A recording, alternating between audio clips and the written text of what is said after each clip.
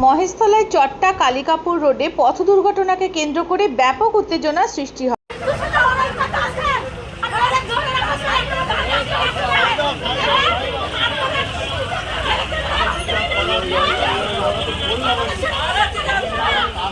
এই নিউজটি নিবেদন করছে গ্রিন টি ক্যাফে।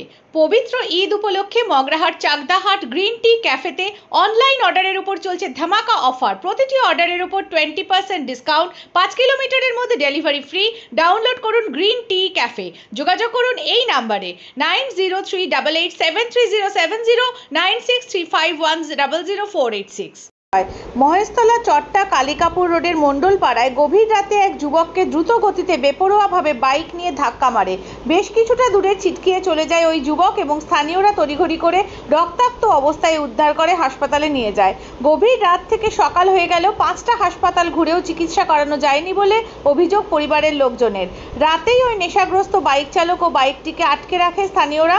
সকালে মহেশতলা থানা ও কালীতলা আশুতি থানার পুলিশ উদ্ধার করতে এলে ব্যাপক উত্তেজনা শুরু হয়।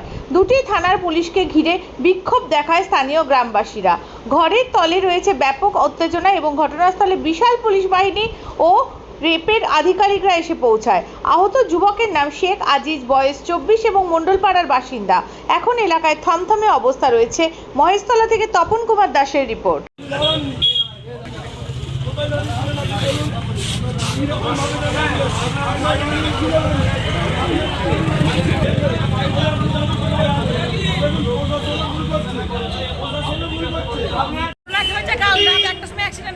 হওয়ার পর থেকে পুলিশও আসেনি, কোনো প্রশাসন কেউ আসেনি, এখনো পর্যন্ত কেউ আসেনি।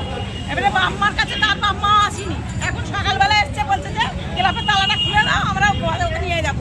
গাড়িটা করে গাড়িটা নিয়ে যাবো, আমরা গাড়ি দেবো। ছেলেটার অবস্থা খারাপ হয়ে আছে, রাস্তা এখনো ভর্তি হয়নি, এখনো বসে আছে। হ্যাঁ, এখনো বসে আছে, চিকিৎসা হচ্ছে না। না, এখনো চিকিৎসা করতে হয়নি। না, আসছে গলগল করে কান্দে বেলার বার হচ্ছে। কি নাম ছেলেটার? 24 বছর বয়স। আচ্ছা,